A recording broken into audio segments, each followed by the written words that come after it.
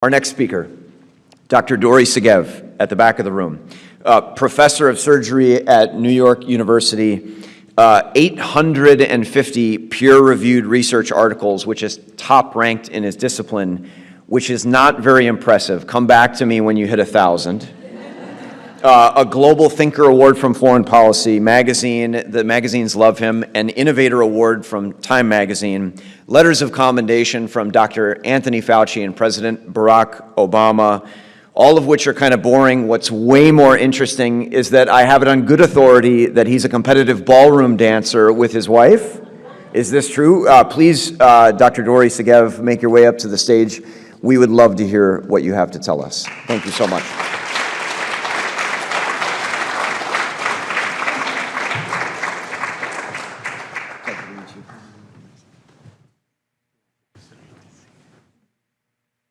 Good morning to everyone.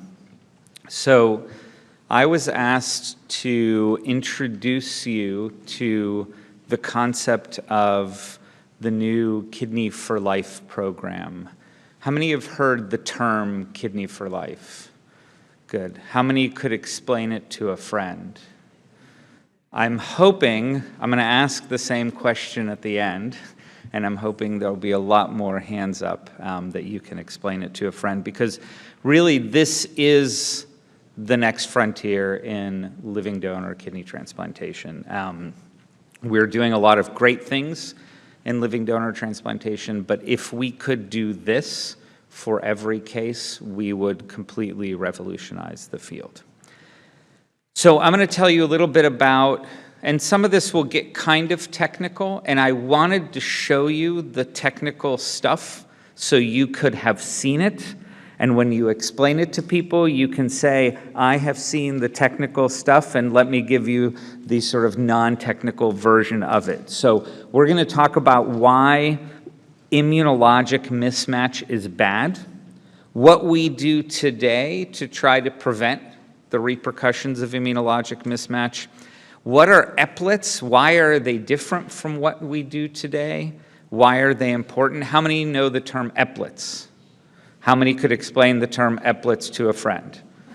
Good. Well, there are a couple hands, some semi-confidence. And then when you think about the concept of eplets, what is Kidney for Life? How does it incorporate this concept of eplets? What could it mean for patients? What are we learning so far? Why doesn't everybody do this right now? And then what is the future of Kidney for Life? What could the impact be? So why is immunologic mismatch bad? Probably most of you could maybe give 3 out of the 5 bullet points, when a friend asks, but may not see the entire spectrum of this. The biggest problem with immunologic mismatch is that now you have this kidney that's not yours and that is immunologically mismatched to you, and for the rest of time, your body is trying to get rid of it. Now, we use immunosuppression to prevent your body from getting rid of it, but your body is smart. And what your body does, unbeknownst to you, is start to form little donor-specific antibodies. Denovo DSA, how many have heard the term Denovo DSA? So Denovo DSA, the phrase de novo, we're at the Bar Association here, it's Latin, right? It should be perfect to use the phrase de novo at this podium. So de novo means created newly once you got transplanted. So you didn't have antibodies to this kidney when you got the transplant, and now your body starts to make little antibodies to the kidney. And the question is, when do those antibodies start to cause harm? And the answer is sooner than you think. So here's the thing.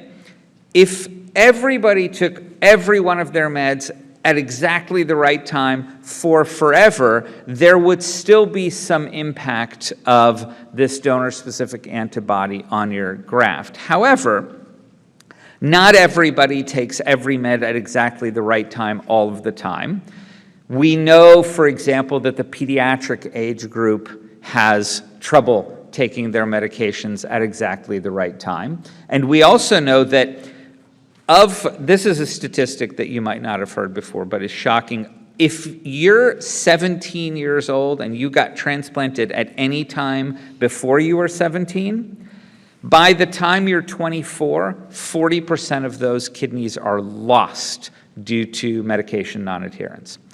If they didn't have donor-specific antibody, they would be able to tolerate whatever it is that happens between the ages of 17 to 24 that cause all of this allograft. But it's not just this age group, it's all of us. You know, when I have to take a Z-Pak, you know what a Z-Pak is, right? It's 5 days. And I finish the 5 days and I look and there are 2 pills left. And I'm like, how did I do this? How did I miss 2 of 5 pills? That's not that hard to do, but you still, because we get like sort of caught up in life, right? So the fact that the more donor-specific antibody that gets created, the more sensitive you are to these small changes in immunosuppression. We also, with immunologic mismatch, require more maintenance immunosuppression, so more meds every single day after the transplant. When you are immunologically mismatched, you're at higher risk for rejection, and rejection requires rejection treatment, which is more of a different type of immunosuppression as well, right? So if you're immunologically mismatched, you get much higher doses of all of these immunosuppressants, which for anyone who takes immunosuppression, they know exactly why you want to be off of these things. You also have a high risk of graft loss because rejections can sort of compound and then ultimately lead to loss of the kidney. And you are sensitized for future transplants as well, right? So anybody who's in their 20s and gets transplanted today, in all likelihood will get a second transplant, right? The most common indication for kidney transplantation in the United States today is retransplantation.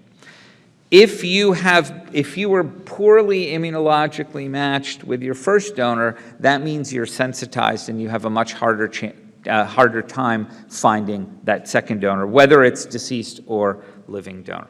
What do we do now? We look at HLA antigens. How many people know the term HLA?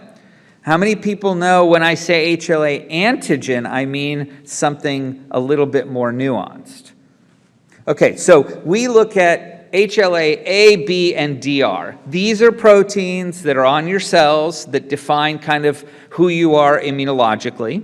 And your donor has proteins on their cells that define who they are immunologically. And that's how your body knows that when this kidney comes in, it's not yours. It's because of these HLAs that are expressed on every cell.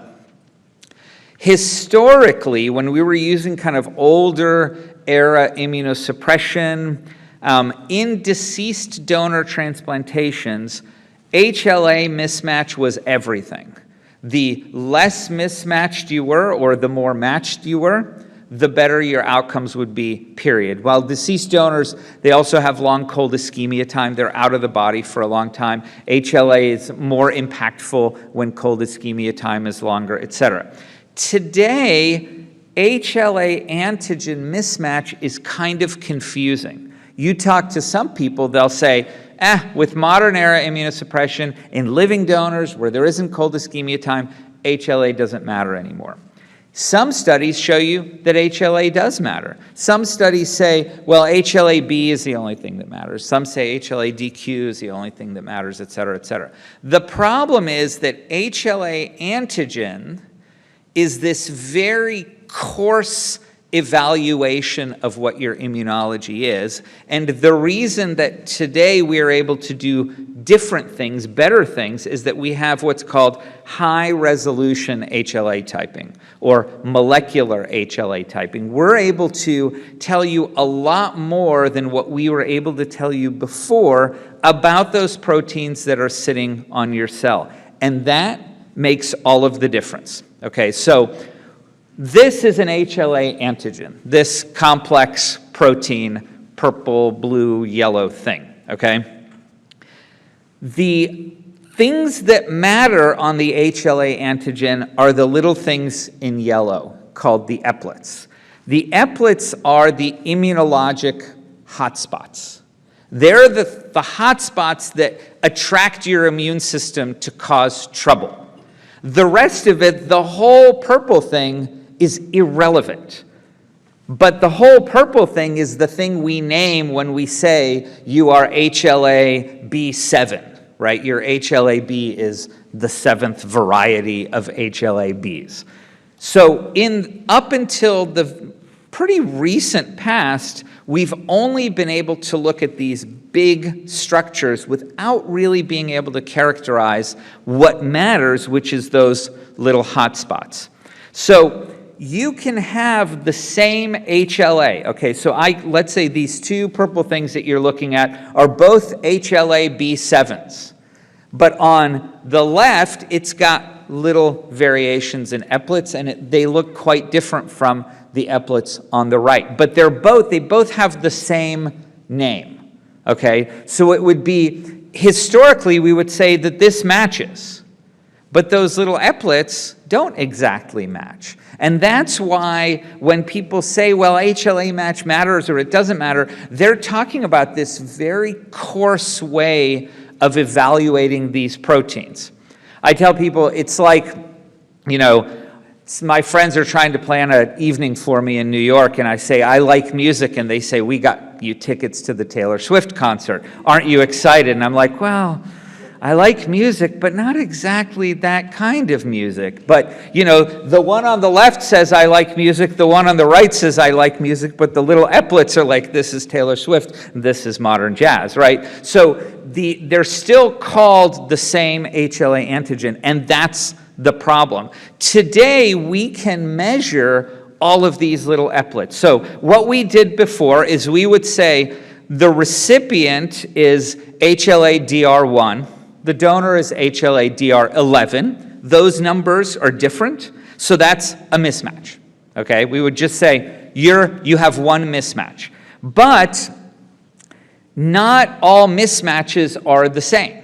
Some don't matter at all. Some have huge differences. And it's because of the eplets. The degree of mismatch comes into these eplets. So these two, what I'm showing you now is, so in the past, all we would be able to say is you're DR1, you're DR11. Today, we can say you have all of these little molecular things in your HLA.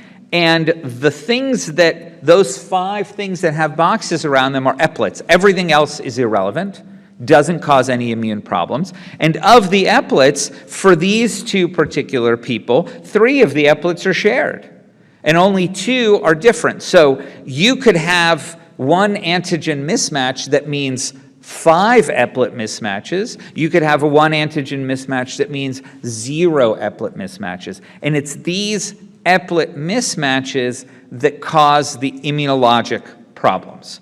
So today, we are able to characterize these things way better than we used to, and so we can actually use a fine-tooth comb rather than using a bat, right? So we are much more nuanced today. In the past, all we would be able to tell you is, are you haplomatched? That means like you share all of the A, B, and DR that all came from one parent with, your sibling who got all of that A, B, DR from their parent. So that's very coarse. Or we would be able to say, well, of your HLA A, you're matched, your HLA B, you have one mismatch, your HLA DR, you have one mismatch. That's all the information we were able to give. And it's no surprise that clinicians all out there have different stories about whether HLA matters, because that's such a coarse measurement of it that you really don't know what is immunologically active. What we can do today is we can characterize those proteins, and all of those little yellow hotspots, and we can tell you there are 22 mismatched eplets, or there are 2 mismatched eplets. And that makes a big, big difference in the outcomes that people have, and that we know. So step back a little bit and let's think, okay, so until today, we don't really think too much about HLA match or HLA mismatch when you find a donor, right? Like, you're on the waiting list, you find a living donor. We're like, great, you have a living donor. They're compatible, they're ABO compatible, so let's go. Let's do the transplant, right?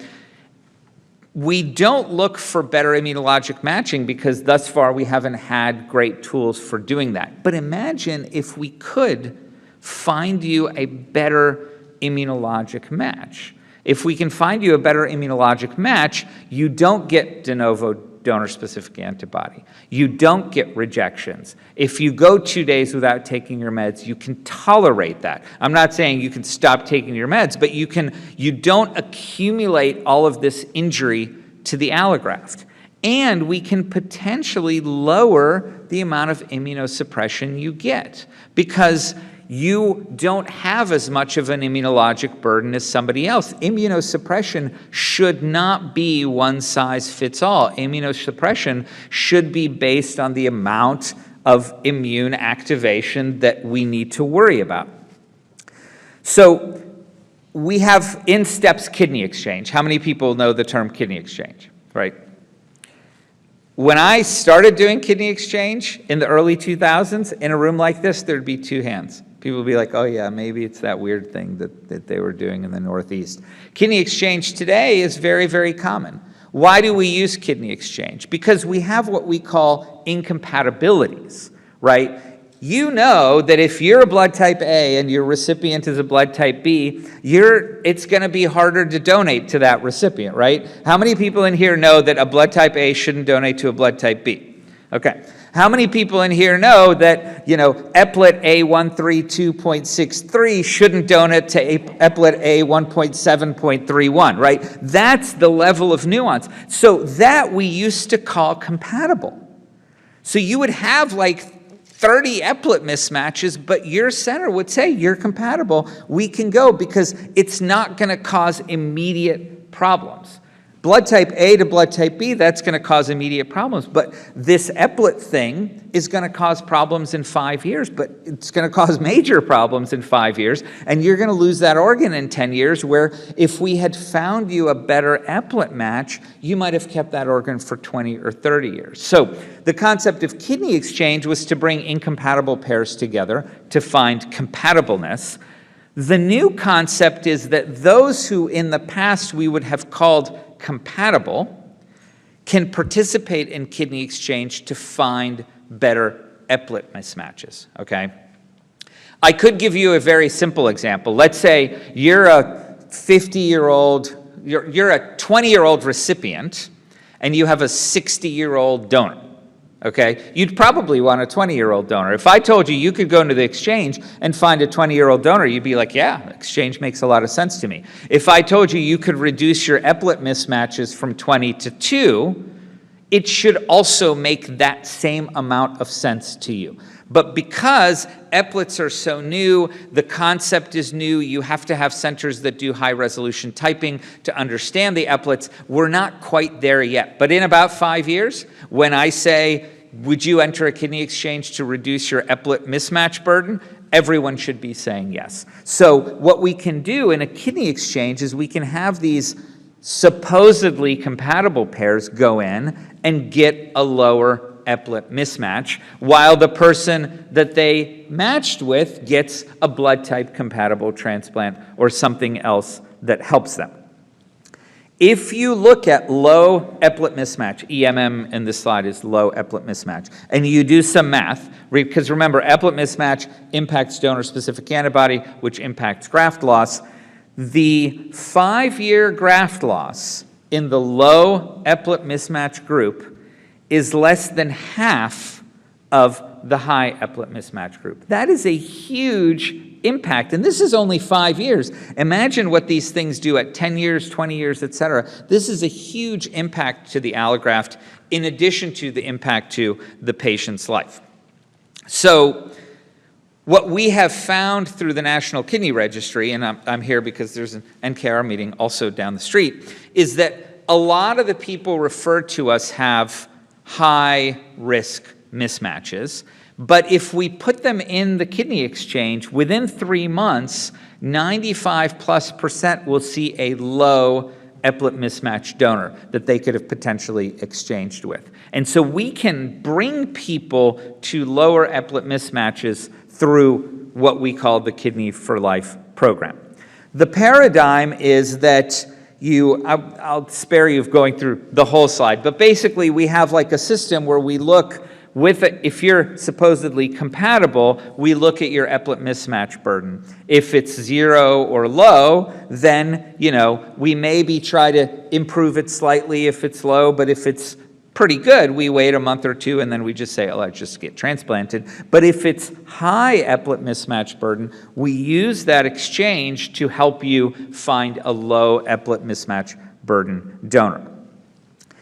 Remember I told you about de novo donor-specific antibody, right? That's the earliest sign that bad things are happening to the allograft and as a result to the patient, right? If you look at 0 eplet mismatch, low eplet mismatch, medium, and high, you're looking at the proportion within 3 months who already start to show evidence of de novo donor-specific antibody. Who would you rather be there? It's pretty obvious you'd rather be in the 0 or low eplet mismatch category. I mean, we're talking like already 30% evidence of new donor-specific antibody within 90 days of people who are supposedly compatible who get a high eplet mismatch burden transplant. We don't want that. I don't want to be in that group, and I don't want any of my patients to be in that group. I want to match them to somebody who's lower eplet mismatch. The introduction of compatible pairs, or I should have compatible in quotes all of the time, because after what I've just told you about eplet mismatch, maybe it's not so compatible, right? The participation of compatible pairs in the National Kidney Registry is growing quickly, and it's because people are entering to seek better immunologic matched donors. Our ability to find low or 0 eplet mismatches for people is also improving. As you see back in 2020 when things were just getting started, we weren't really good at doing it. Now we're putting more and more people into the Kidney for Life program, and look at 2023, there are going to be about 100 people who we've been able to match to a low eplet mismatch. Just because, despite the fact that they were told you're compatible, they were added to the kidney exchange program in search of a better immunologic situation. Yes? When you made that statement about they, through this program, have low eplet matches, does that mean that kidney will last probability longer than without going through NKR or the eplet? Yes. So for everything we could predict, so the question was, if you're in your 20s and you get a transplant, and let's say your donor was high eplet mismatch, and now we've used the exchange to bring you to low eplet mismatch, what does that mean for the kidney? That means that we expect that the kidney will last about twice as long. I mean, that's a huge difference. Now, again, we're only starting to do this, so I can't tell you I transplanted people 40 years ago and I saw whether their allografts lasted longer or not, because one, I'm not that old. I haven't transplanted people for 40 years, but two, our field isn't that old. We're only starting to develop our understanding of what these eplets are doing in the last few years, but the differences are staggering that we're seeing. And it makes total sense. Like, if you are activating the immune system, you're going to cause all sorts of problems for people. And the challenge, the information we need to get out there is people say, well, I already have a compatible donor. Why would I go through all the problems of going into an exchange, maybe waiting a couple of months in an exchange? I could get transplanted today, et cetera, et cetera. The point is that compatible is always going to be in quotes, because it is possible that this donor that your transplant center told you, yeah, sure, you're compatible with that donor, that you have a lot of immunologic burden against that donor. I see a hand here, yeah.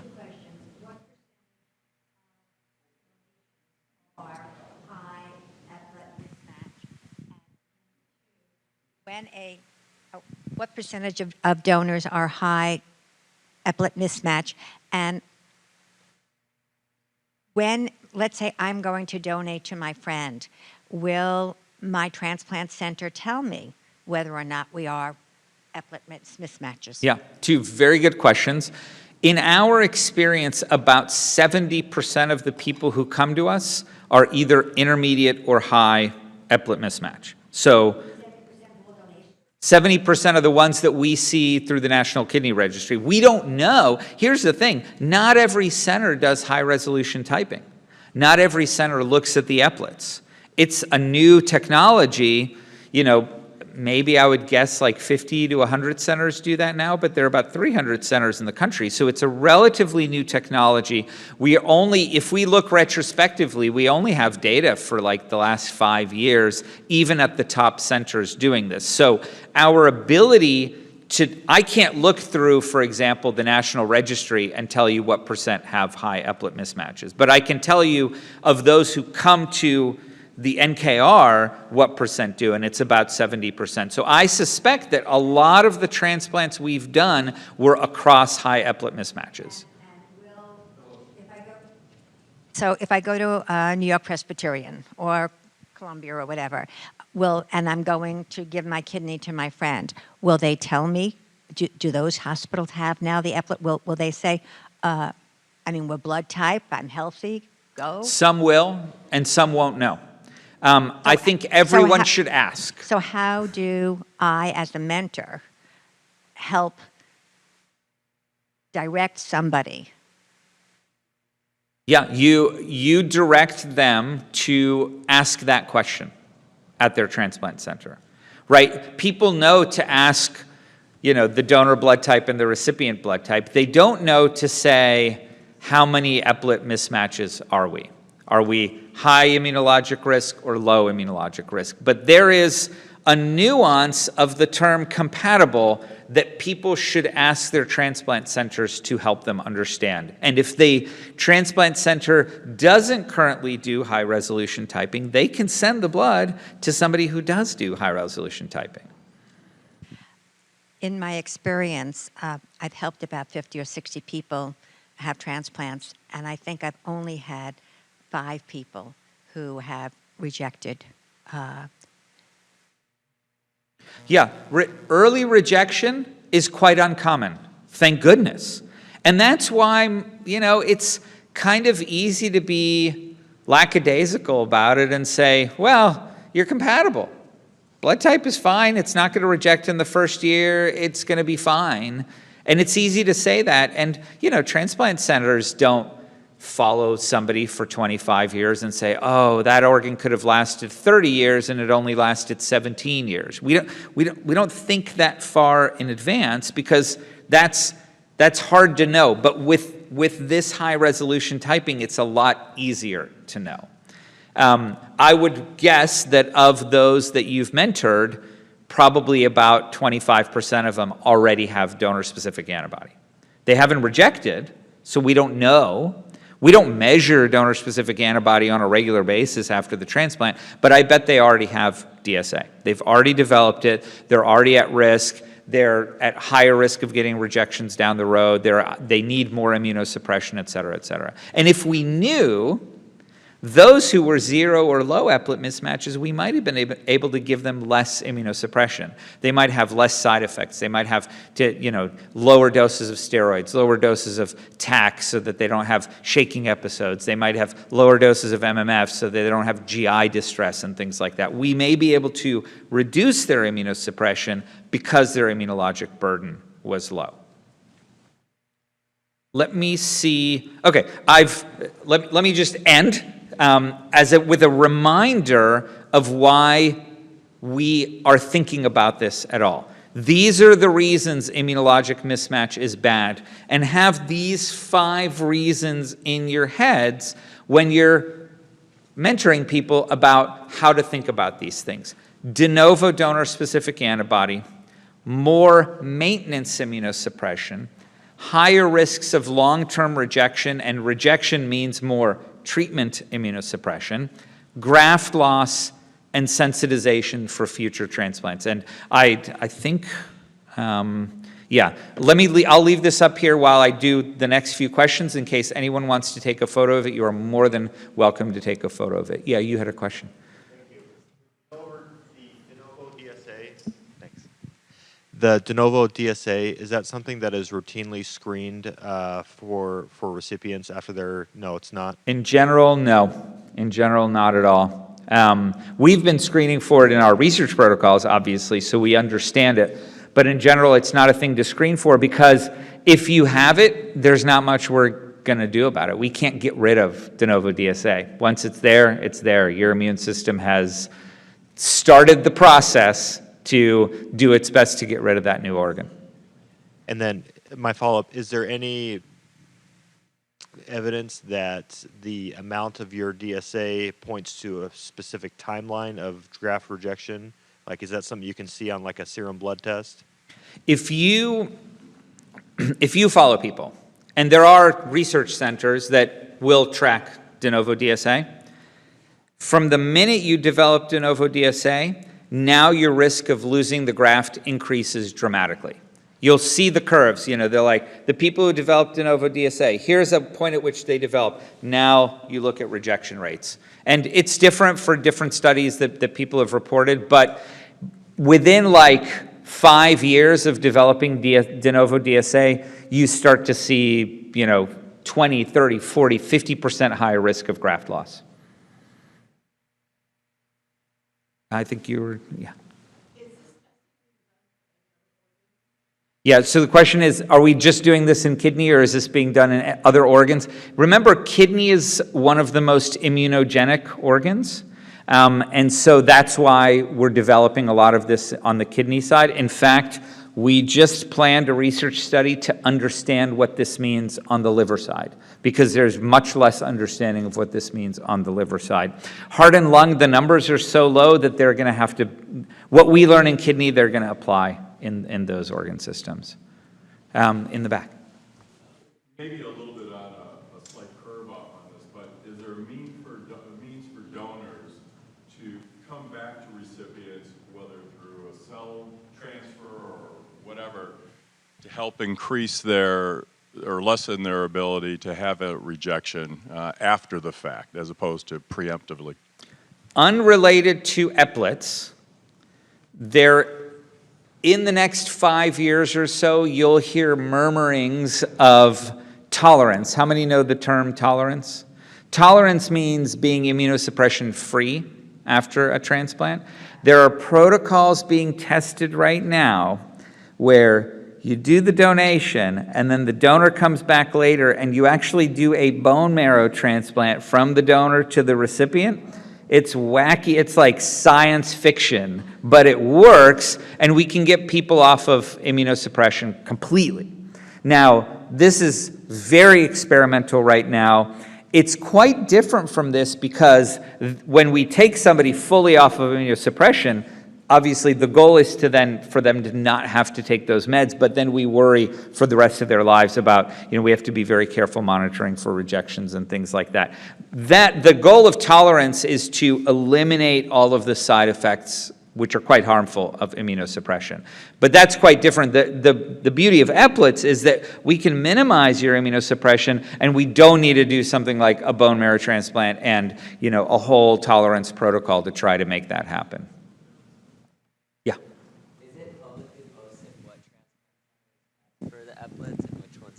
The question is, can you find out a list of who tests for eplets and who doesn't? The answer is no. So how do we go about pressuring the centers to provide us that information? I think the first step is for it to come from the community and for people to just ask. Say, what do you do to look for immunologic mismatches? Do you test for eplets?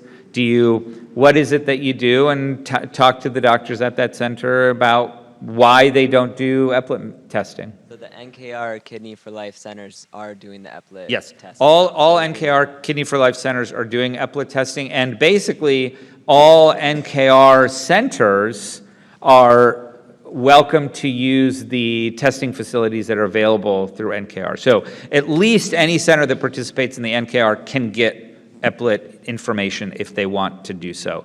And you know, at this point, there are plenty of labs that'll do it, so people can find this out. And I think it's particularly important for younger recipients who are going to need to hold on to this allograft for a very long time, but it's not limited to younger recipients at all. I think another question here. Yeah. I just want to know, how many eplets are there, or what is a high eplet mismatch? Like, how many eplets are you talking about? So that's a thing we're starting to work out. Where do you draw the line? That is a question that the HLA lab will determine on a case-by-case basis. But in general, like, we talk about more than 10 eplet mismatches are worrisome. Fewer than 5 are great, but in that range. But those interpretations I would not put cutoffs for, and I would have HLA labs do those interpretations. It's much better to talk to them because, you know, that differs from patient to patient. Yeah, in the back. Just a quick clarification. So the KFL, the Kidney for Life Transplant Centers, are located on both the NKR and NKDO websites. So you can see who are doing the eplet mismatching on that.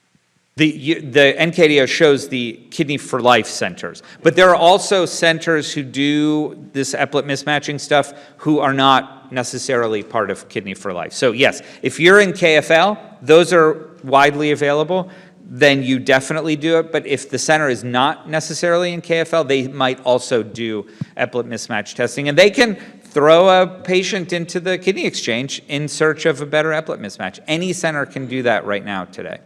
We're going to make this, we have one more that we can make time for. I believe there's a lady in the corner there that's been patiently waiting. One last one. Good morning. Thank you so much for sharing this. I was transplanted at NYU Langone 2 years ago.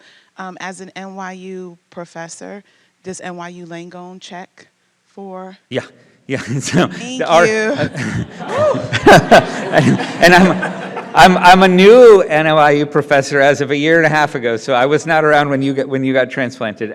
But yes, our lab, Massimo, who's the Mangioli, who's the head of our HLA lab, is one of the originators of the whole concept of eplet mismatches, and it's something that NYU feels very strongly about. So, ladies and gentlemen, Dr. Dorry Segev.